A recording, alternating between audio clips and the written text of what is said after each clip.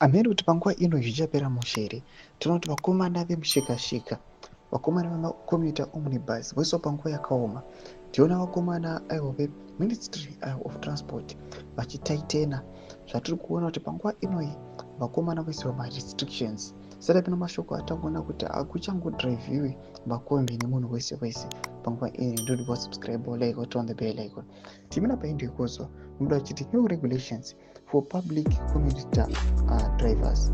Driver must be 30 years and above with 5 years of driving experience. Tipina panapa the constitution panobudanira chiti a class of motor vehicle which is a passenger public service vehicle of an omnibus or commuter bus type, unless he or she has driving experience of not less than 5 years and age of not less than 30 years.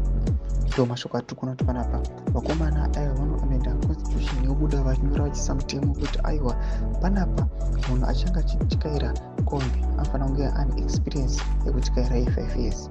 Number 2, makore ake anofanira aiwa asiri less than 30 years. Chidiko chatiri kuona kuti vakomana they are trying to combat ma-issues ema-accidents. Vanoda kuredusa ma-accidents ari kuitika munyika yeZimbabwe.